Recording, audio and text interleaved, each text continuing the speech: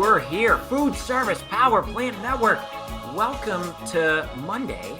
But I got to tell you, it doesn't feel like Monday night. It is uniquely awesome here right now. I went for a run before this, and it was still warm. The sun is still shining. The sky remains blue here in Colorado. I hope it is wherever you are. Although where tonight's guest is joining us from on the East Coast, I'm guessing it's dark because it's probably 8 o'clock her time. Obviously, you are joining us tonight to see our wonderful industry friend, Sandra VanBuren from TimePayment. I met Sandy, I don't know, a few years ago through power plant stuff, through the Food Service Power Plant Network.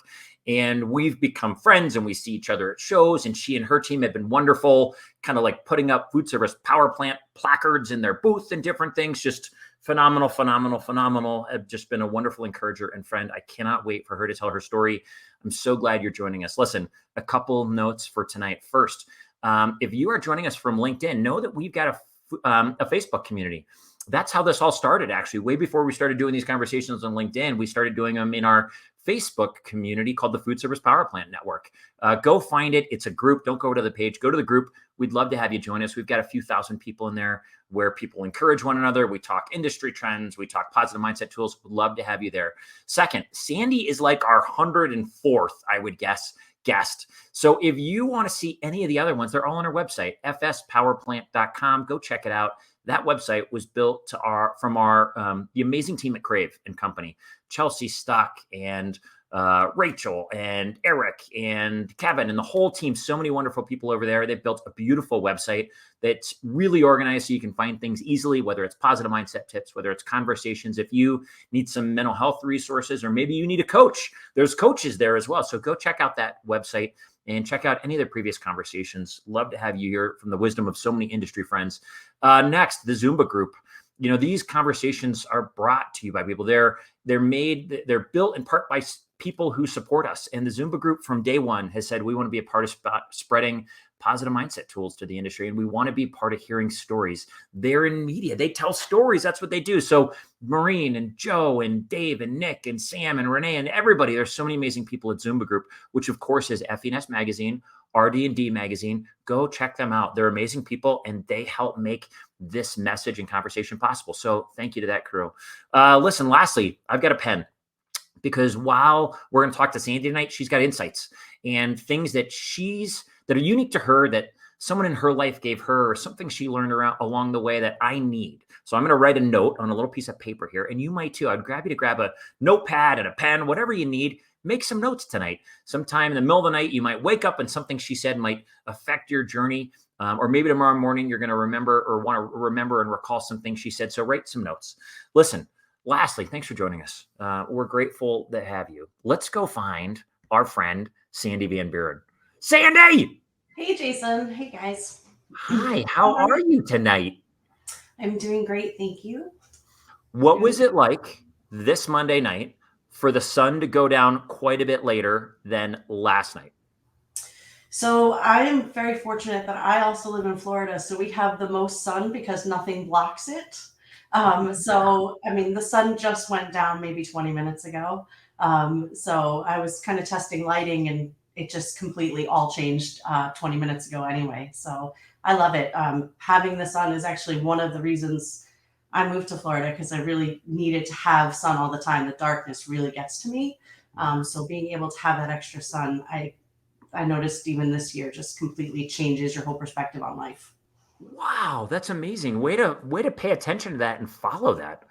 And I never thought that it would last longer because there's really nothing to get in its way, the sun. Yeah, there's no mountains or anything, so it doesn't block the sun, so you have it longer during the day. So that's why it's the sunshine state. Brilliant. I love it. Okay, I'm going to go make sure we're in the group. Boom, I found us. And this is our friend, David Maxwell. Looking forward to tonight's conversation. Sandy is an amazing young lady. David, you're awesome. Sandy, you are with TimePayment. You're the VP of Sales. Tell us, how'd you get here? How did it begin? What's some of your career journey that led you into the role that you're in now? So, even early on, I always love numbers and data. So I started out, going to be a CPA and was really working my way through that and trying to figure out, is this going to be for me? And anybody who's met me, I can't imagine that they would think me sitting in a cubicle crunching numbers all day would actually make me happy. So I found my path to, I was actually going to work for the IRS as a special agent of the Treasury. So going after people like Al Capone and things like that, following the money, right? Which is much more exciting and much more what I wanted to do. At 19 and 20, being able to figure that out, you go through some pretty hectic things going through FBI background checks and panel interviews. And I was really excited about that part of my life. And then unfortunately, 9/11 happened and they put a freeze on hiring. And the whole world changed and my whole world changed and, had to go with plan B, and started working for a big five accounting firm. And, pretty much like I thought, it wasn't going to be for me. So I decided to, pivot once again, and get into commodities. And, from there, I was lucky enough to work for companies that allowed me to bridge out and continue learning and challenging myself. So I got to learn operations and logistics and supply chain and import and export, all of that. And being able to really pick up all of those skills to bring to my career that started in the food service industry maybe 6 years ago, and be able to help and add, consult and add value add programs to dealers and be able to help them with that, which was absolutely amazing. Getting to know the people in this industry, felt like I finally found my place. I felt like I was jumping and figuring everything out and kind of learning things and being challenged by things and constantly being open to those things, and being able to find this industry and get to go and meet all of the dealers. Working in a buying group, I got to meet all of these different dealers in different capacities and meet manufacturers and meet the associations and everybody that, is part of this wonderful industry. And I felt like finally, this is it. I found my tribe. This is where I belong. And I knew no matter what I did, I wanted to make sure that I stayed within this group. And during COVID, I had some chance to kind of evaluate things and what I wanted to do. And TimePayment, a company I had been working with for years, because I thought that they brought great programs to dealers to help them, sort some cash flow issues, make sure that restaurants could keep going, whether it's replacement or brand new builds. And some of the things they were doing in the technology sector really interested me and, allowed me an opportunity there. And I really kind of, what I originally signed on for here has been a little bit different than what's actually happened in the best way possible, because I've been able to kind of look through the technology and kind of what we need as an industry, and be able to add a voice to that and continue to kind of move some of those things forward. So really, really very lucky that my journey has led me here. And, I feel like I'm surrounded by the people I'm supposed to be with. Oh my gosh. I love it. I've got so many questions on the back half of that. This is your friend, Michael Kelly. Mike. Yo, Mike, what's up, brother? Anisha Owens is on. Hi, Anisha. We hope you are great. Gary Wyckoff is in the house from Utah. Yo, Gary, what's up, brother? Okay, so you're in numbers. You were going to go be a special agent, which is radical. Maybe it's just radical, like in my mind, like because I'm thinking of like spy novels and things like that. What made you want to go do that? Like, what was so intriguing about that? So, I sat in a lot of classes and numbers always came easy to me, but I wanted to feel like I was making a difference. And, I need to be out there. I need to, I have a big personality. I know this. So I need to, I was kind of looking at everything. And I had I've done internships with, big companies, and I liked, it was fine enough. But then when I saw this poster in the college quad about this, group and job fair, and I was like, that's it. That's what I need. And I had a really great mentor that was a special agent of the Treasury. And he talked me through it and really helped me prepare for, everything that was going to come. Because, being 20 years old and having to sit in the Capitol building in front of a panel of 10 FBI agents and answer just, all of these questions that they throw at you, and, make sure you don't get them wrong. But, just being able to, have that excitement and adventure. And, to me, it was just yeah, this is what I wanted to do. And it really was a huge impact to me when I didn't do that. And, it's kind of helped me realize, okay, I always have to have a plan B or plan C. And it's just not what my path was meant to be. And everything that I've gone through has led me to here. And I could not be happier. So, Well, we feel luckier for it. I've got another question for you in a second. Hi there, Deepika. Topeka.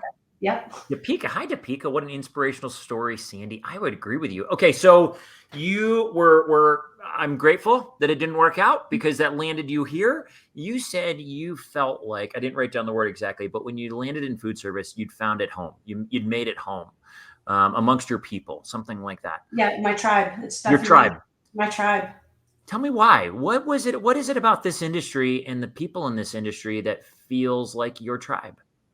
I feel like everybody is so warm and so welcoming, and they just want to help each other. And I've been as an auditor for different businesses and seeing different companies, and I worked in commodities where competitors just ripped each other down.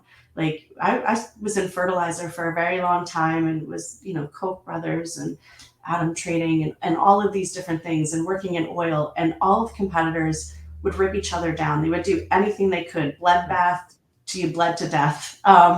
And this industry, sitting at a table with people who are competing for the same jobs in the same market and offering advice to each other, and hey, this didn't work for me, but this might work for you, and offering all of that knowledge to each other, and really trying to help each other up and help each other out at all costs. I was just amazed by that, and just the openness and willing to listen, and accept new people, and how do we get new people in, and just all of the things they were talking about that needed to be done just resonated with me. And I was just, this is it. This is I finally figured out where I was supposed to be. I had all these different stepping stones to get all of the knowledge I needed to be here, the pieces that made me a good fit.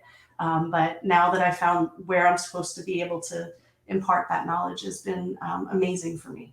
Cindy, I love it. You can feel it. I love that you made it. I think this is true for a lot of people, by the way.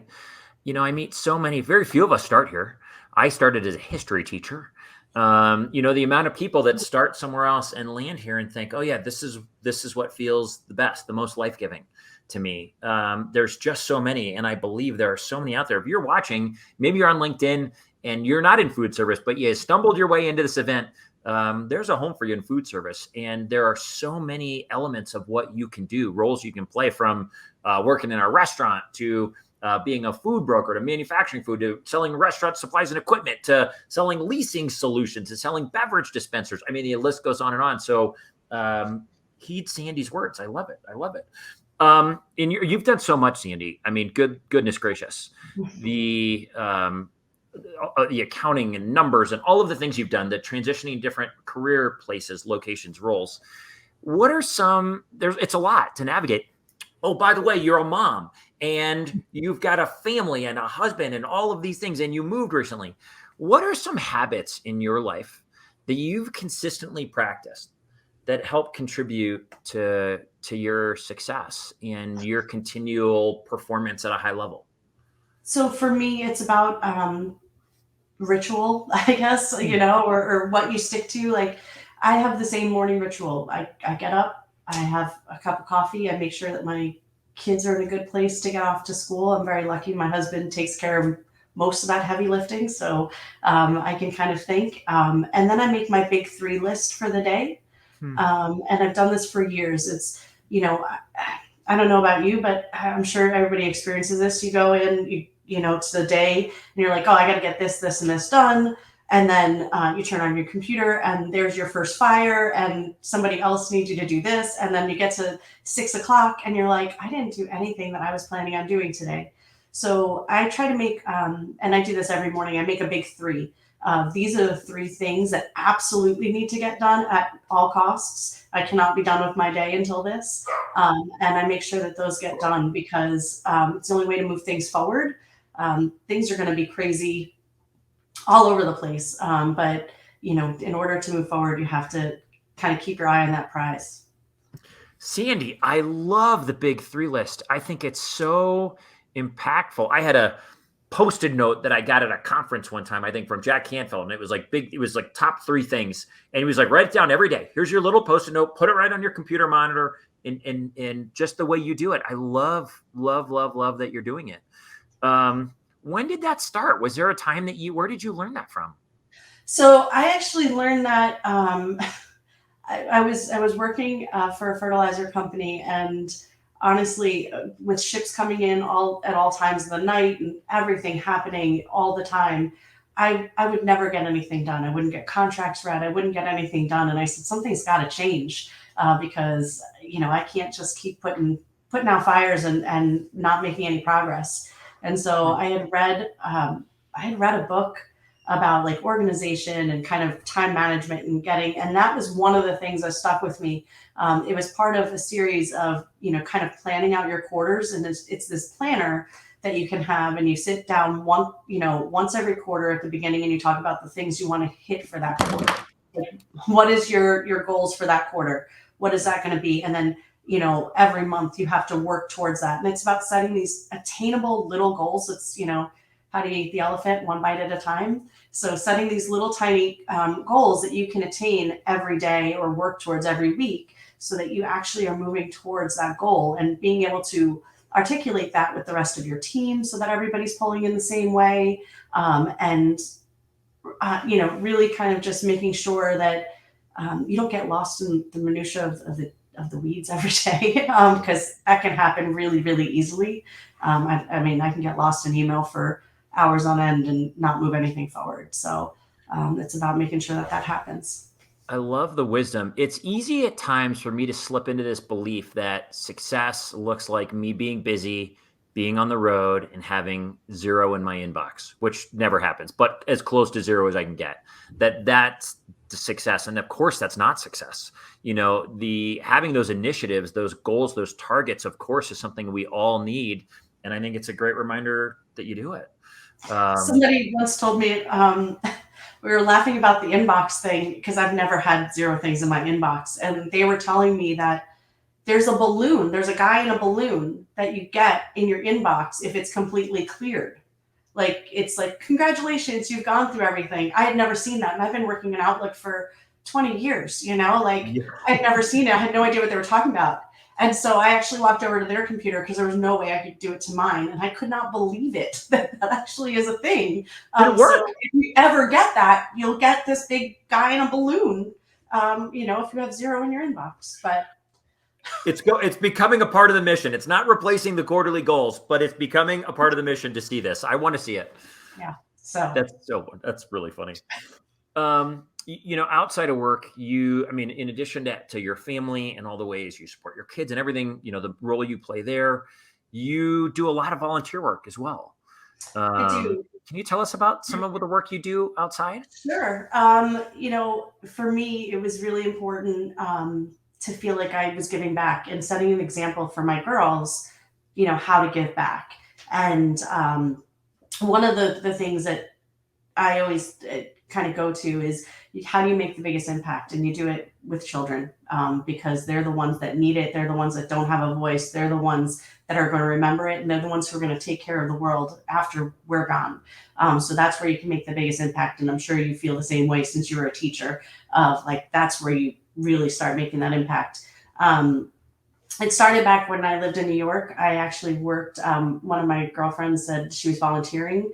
And I said, oh, I want to do that. I have some time. What are you doing?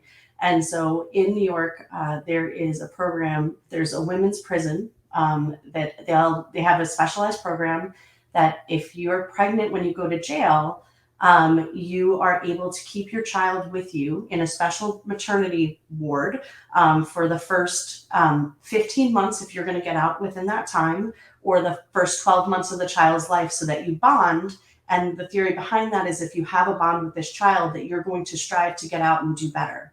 And so we volunteered, a group of my friends volunteered to teach different life skills to these women in that unit, how to be a parent, because a lot of them didn't know how to be a parent, how to pay your bills, just different things. I was an accountant, so I could help them build a budget and talk about that, and, be able to impart some of that stuff. And, we brought the kids who would come visit, to the prison for the summer, and to have like these different camps, and to have build those things. We would bring them into our homes, and kind of put them up for a week, and be able to give back. And I really enjoyed that program. When we moved to Illinois, they didn't have a program like that, and it was something that was really missing in my life, of being able to give back. It was super fulfilling for me, to be able to give back in that way. But I found this other program. It was called CASA, and CASA is a court-appointed special advocate for foster children. And when you start understanding the legal system, which I got to from this time that I spent with these women in prison and their children, and saw what happened to them, you get to understand that when kids go into foster care, everybody gets an attorney except for the kids. They get a guardian ad litem, they get a caseworker, but mom gets an attorney, dad gets an attorney, the state gets an attorney, everybody gets one except for the kid. And the caseworkers and the guardian ad litems are just so overwhelmed. Like, they don't even know the kid's name when they come to court. I've been in court and they don't know the kid's name. They start talking about a different case. The kids get lost in the shuffle. So CASA is a volunteer program that is just run on donations and grants.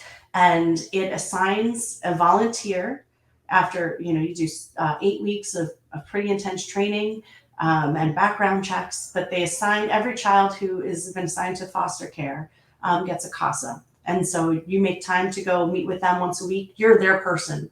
You stay with them the entire time they're in foster care, if possible, if you don't have to leave or there's other circumstances, but you become their stability, their rock, their person. And then you write reports and you go to court on their behalf, and, put their wishes out there. Let the judge know what's going on. And so they feel like life isn't happening to them, that they have a voice. And for me, it was super important to be able to give back in that way, to be able to be the voice of somebody who doesn't have one. So. Wow, Sandy. I never knew that everyone has a lawyer except the kids who are in the middle of this. Yeah. So it's a lot. And so I just got it transferred to Florida. So I'm excited to start doing it here because they have the same program here. So I'm really looking forward to getting back into that. It's one of those things, and I'm fortunate enough to know how lucky I am. And my kids, get to see that I do that, with my time, that I don't have a lot of extra time, but I feel like it's important to do that because I can. I think the modeling is so wonderful and so important in a way, wonderful job recognizing that we can tell people all day long what to do, like things that are beneficial in their lives or that are positive. But until they see us doing it, I don't think it really makes much of a difference. 100%. Yeah. I agree. I'm sure that will be a huge impact on your girls as they grow up and start to ask themselves, and probably they already are, how do I give back in school or in, wherever they are in life? Yeah, I just want them to know, that there are people out there that aren't as fortunate, and we should be doing everything we can to help them. And, in this day of like social media where everybody just kind of gets on and they're keyboard warriors, it's, you don't have to be a part of that. Just go and do something that makes the change. So, just be the change. Don't just talk about it. So, and I don't talk a lot about it. So I know you were surprised when we talked about it. But yeah, it's just something that I just do because I feel a responsibility to do so. Preach, go, keep going. I love it. You're in the industry, you're out and about. I see you everywhere. I either see you in person or I see you on social media, you and your team, Kim and the team, all doing wonderful work. As you're out there right now, obviously since the power plant started almost 3 years ago, so much has changed. We're in a different place today. There's certainly still needs. They're just different than they were. What are you? I love this, by the way. Hold on here. You're a leader in all aspects of your life. JP. Love this. You're right. What are you hearing? What do you feel like the industry needs right now as you're out there listening to people, whether it's dealers, fellow colleagues? What do you think is needed most right now? I think that there's a lot of things that are happening right now. I think that You know, I think we need new blood. I think, you know, we need to figure a way to recruit young people into the industry. I think that, you know, everybody kind of finds their way and is like, oh, this is awesome. But how do we get people here sooner, you know, to grow and to change different perspectives and to help us grow?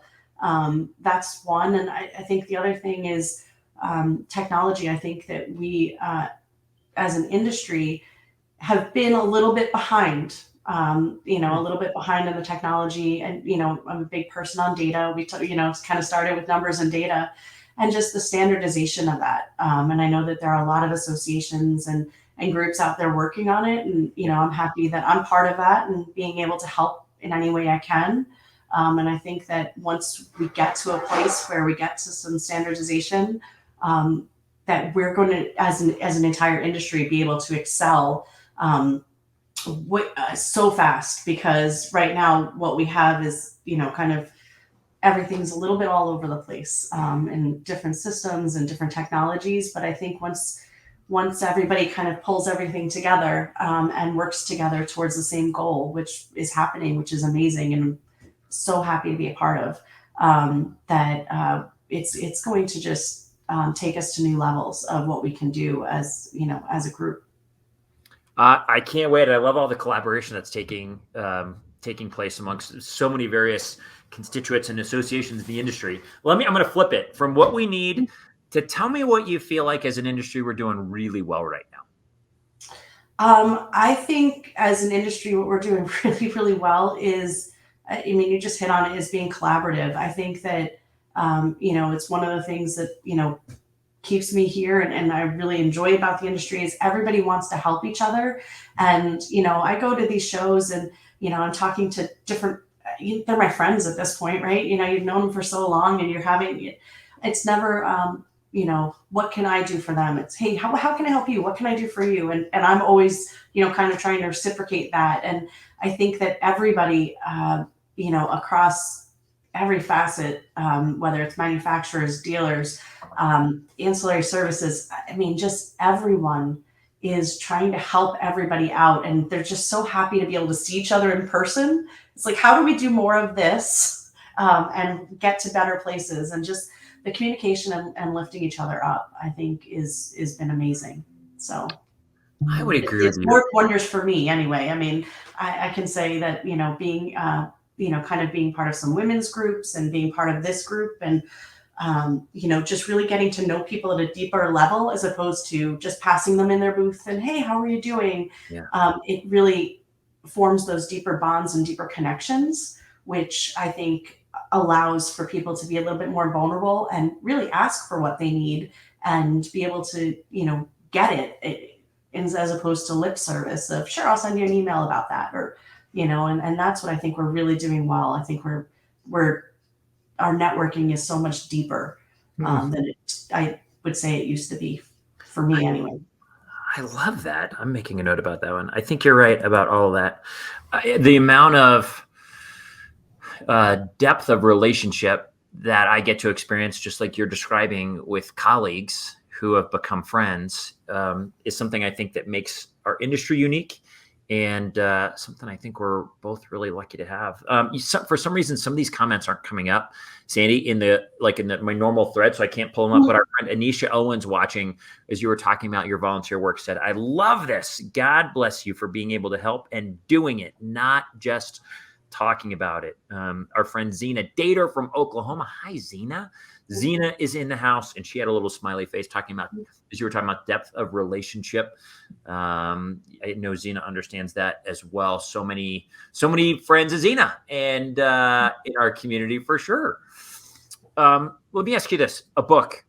There's so many people that had a book that changed their life. Was there a book for you in your world along the way? You know, you gave me this question and I've been thinking about it a lot. I have two answers. One is kind of a little tongue in cheek, but A Tree Grows in Brooklyn is the first, it hit me. I love that book. I love it. It was the first book I ever read for pleasure. And the reason that I read it was because I remember growing up and watching Bugs Bunny, and he would always, to get the dog to stop chasing him, would raise up A Tree Grows in Brooklyn, and then they would run across the Brooklyn Bridge. to find the tree for the dog. But it changed my life because it allowed me to see that there was more.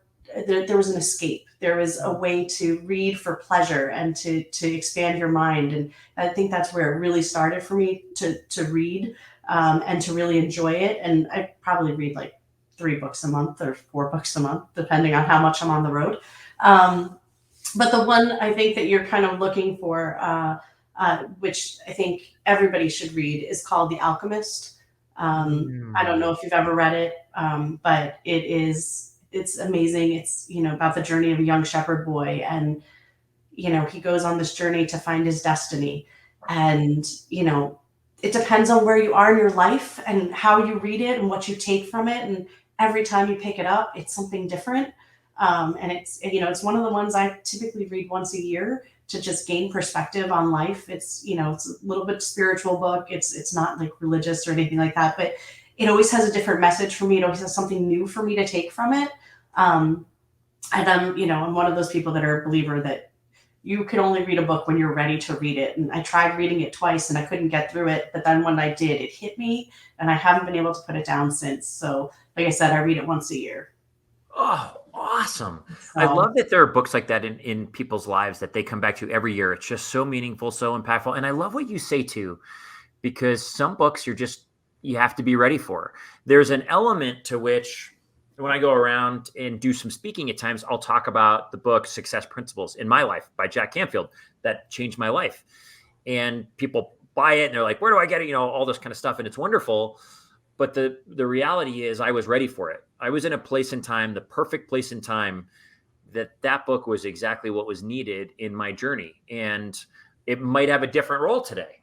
Or maybe I probably wasn't ready for it 5 years prior to when I read it. So I think that's a really great point that we're ready for books at different times. So one of the quotes I keep a quote on my computer, kind of just letting me, I always go back to it. It's there's only one way to learn. It's through action. That's part of like, I have to keep moving forward. I have to keep going, even if it turns out that, hey, that's not the right way or it's failure, but you have to keep going, or you don't learn anything. And it's really one of those things that I am constantly looking at of, just motion. Forward motion is forward motion. You're right. We have to do. We can learn, we can read, we can study, etc. But at some point we gotta do, and we gotta pick up the book or whatever that is. You gotta try it on. And oftentimes trying it on feels clumsy. Doing something new, doing something that's unfamiliar, stepping into food service maybe for the first time, or working on your first spreadsheet, or whatever that is for anybody. It's different for all of us.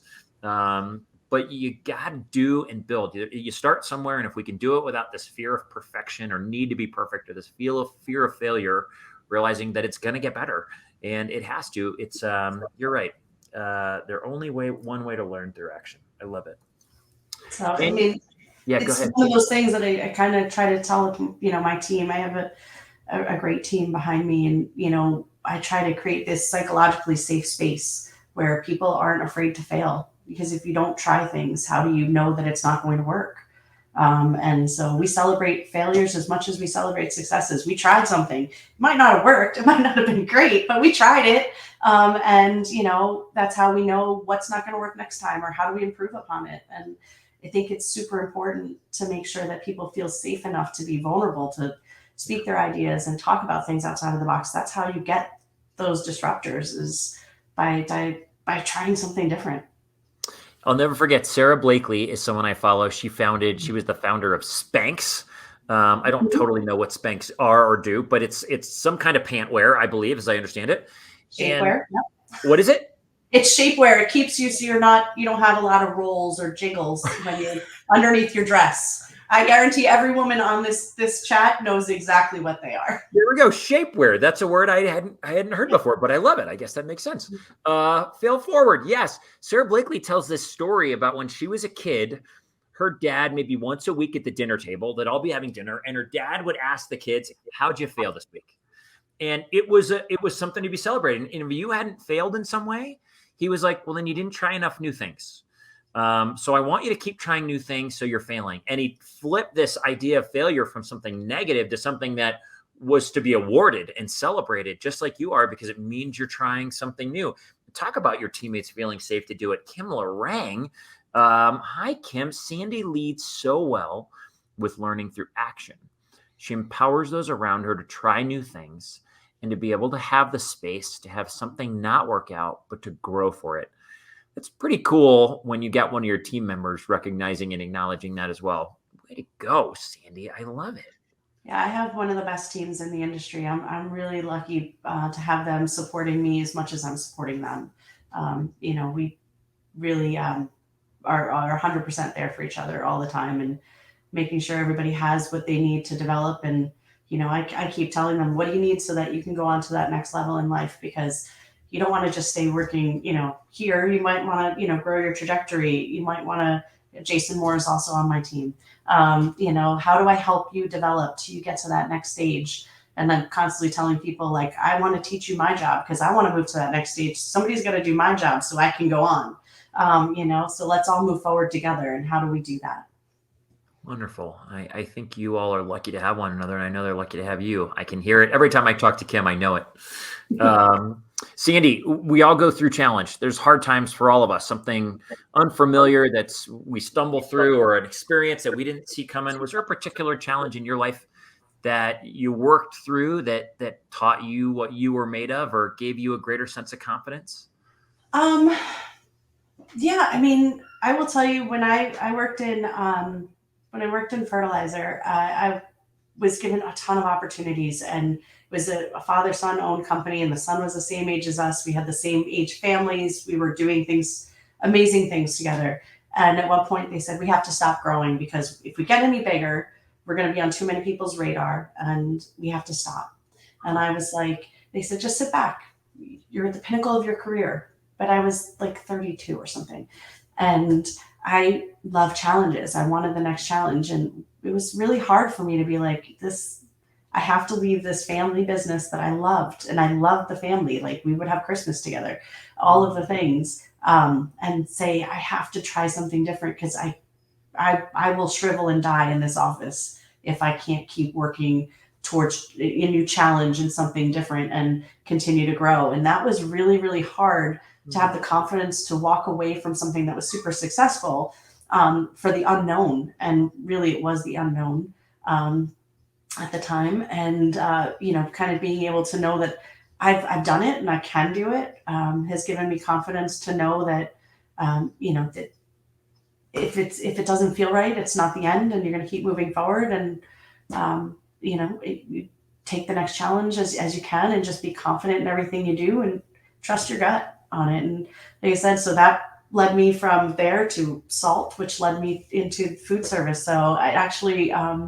was the best decision for me. And at the time, people thought I was a little crazy, but I don't know if they think I'm any less crazy, but at least I'm successful doing it. So You are. I think there's so much that stands out about that.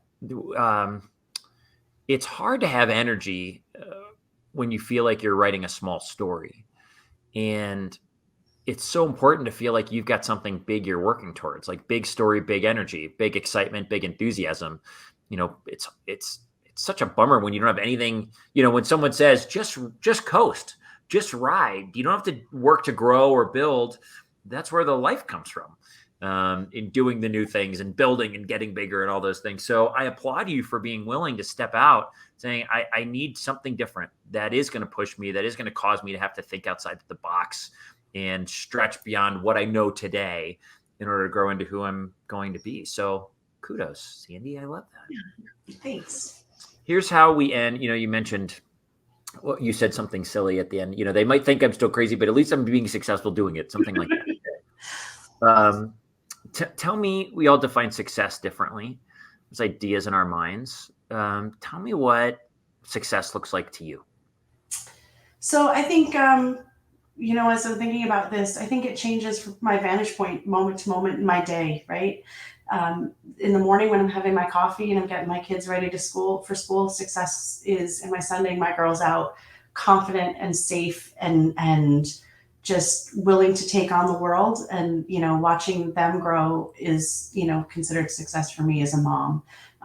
Seeing them take on the world and do amazing things. And then I get into the office and I'm working with my team and kind of helping to develop what we're doing here at TimePayment,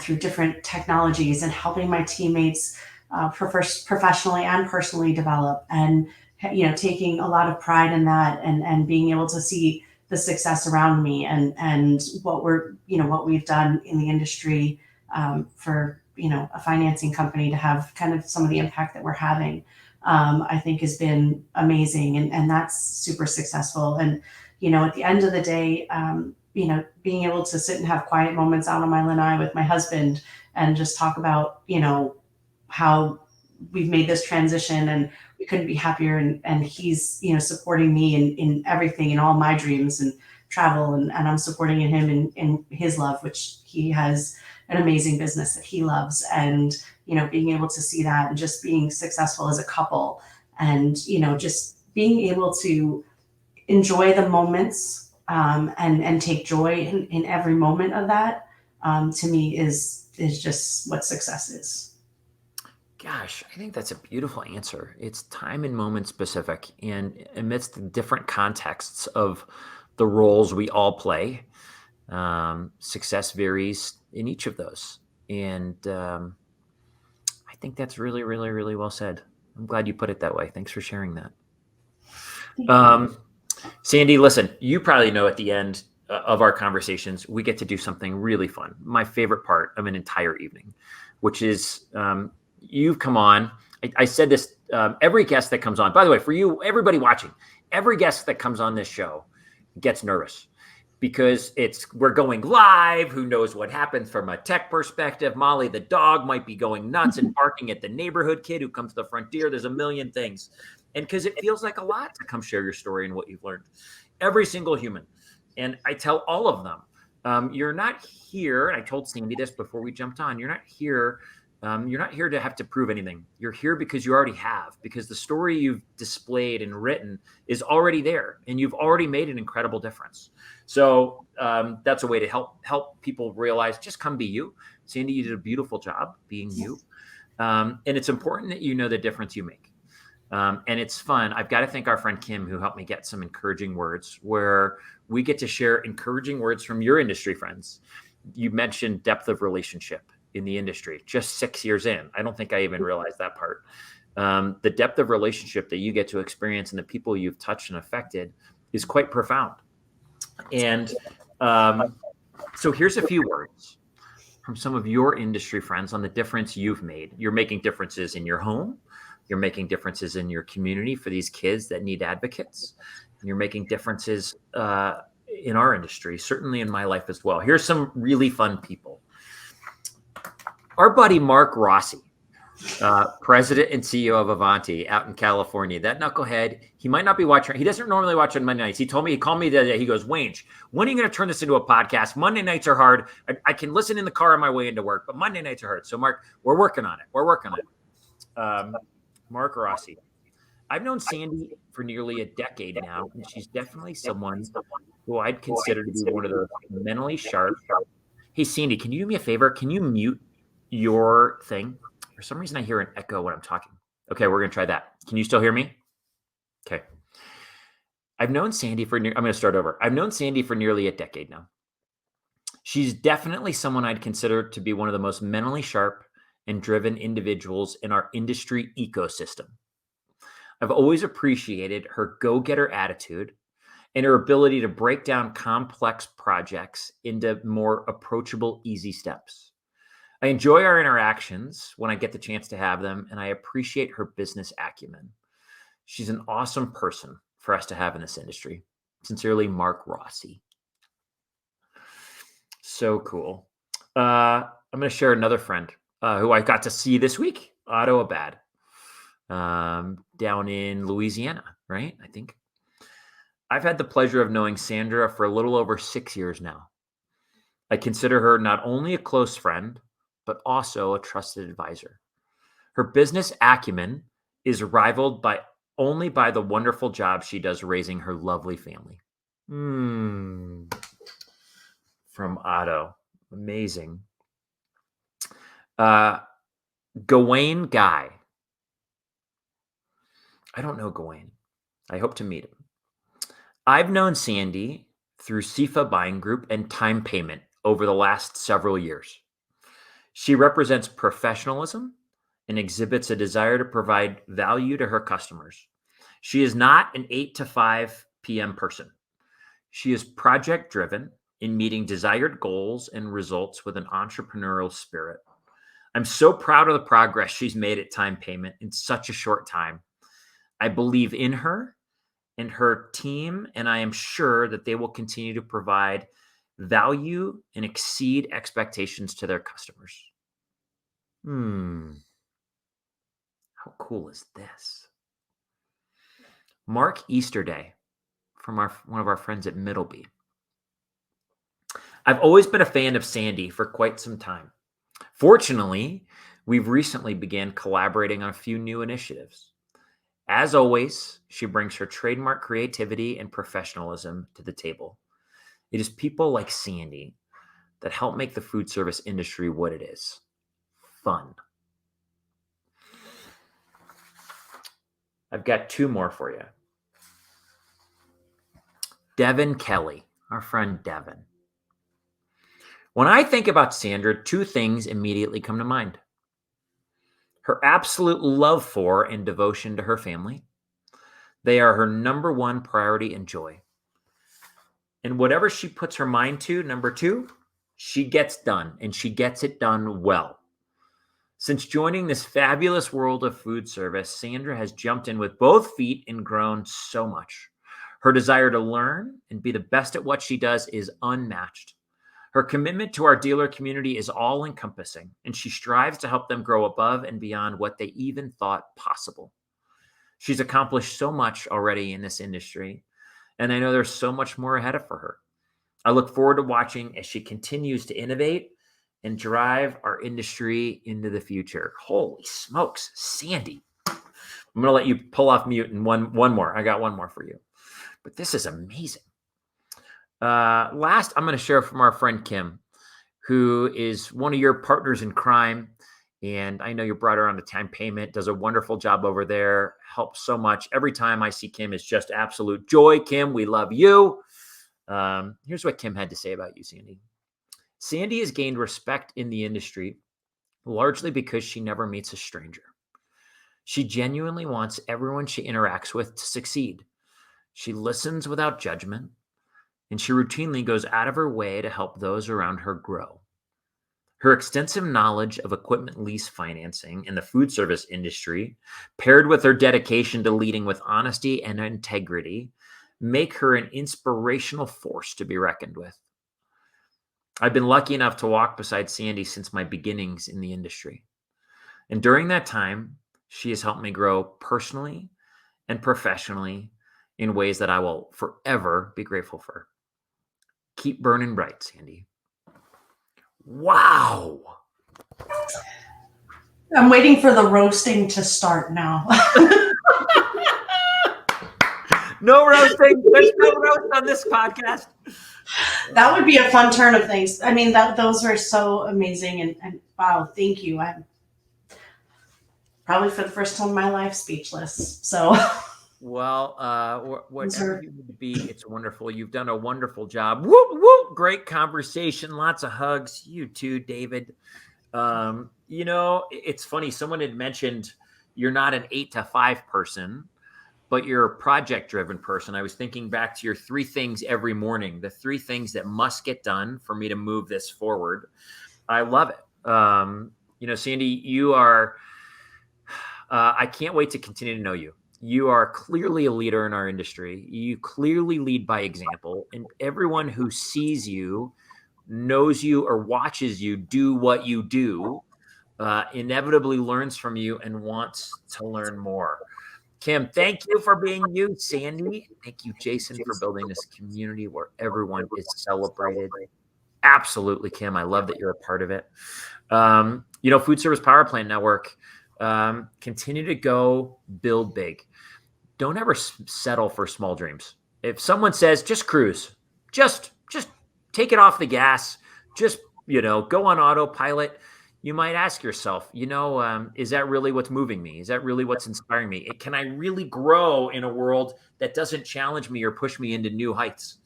Follow our friend Sandy, who decided to step away from something that was incredibly successful to go start something new in the hopes of building something big. Books, The Alchemist, A Tree Grows. My Apple Watch thinks I'm talking to her. I appreciate Siri for turning to Apple. Their answer in the midst of this conversation. A Tree Grows in Brooklyn. That's one I need to go find. I haven't read that one. I need to go find Tree Grows in Brooklyn. But go grab a book. Who knows what you're ready for, friend? But maybe it's one of those two. It just might be what you're ready for in your life right now. And I would agree with Sandy. One of the foundational, the Food Service Power Plant Network we have a framework for personal growth and development. And one of those pillars is at some point, a chef needs to start cooking. They get ingredients ahead of time. They build their team. They decide what they want to make, all these things. And at some point, they need to start chopping. You need to cook. You need to take action. And same is true in our life. Sandy talked about the only way to learn is through action. And she's right. We read, we grow, we listen, we ask questions. And at some point, we need to do. So go build whatever it is you're building. Go serve whatever it is the way you want to serve. Sandy wants to serve kids, and she does a wonderful job doing that. Maybe for you, it's pets in your community. Maybe for you, it's going and working with feeding families and Feeding America, which I think it's the organization NAFM supports. Go give in some way. Maybe it's cleaning up the local park or volunteering to coach a team. I don't know what that is, but go try. And if you're going to fail a lot. It's okay. You're going to fail. Be okay with it. Understand that failing is growth. Sandy, listen, I can't thank you enough. Thank you for taking time to be with us tonight. Thank you, Jason. Thank you for making this community. This is, it's been absolutely amazing being a part of it for 3 years. And thank you for having me on tonight. We've loved it. You got it. Everyone, have a great night. We'll see you next week. Be well.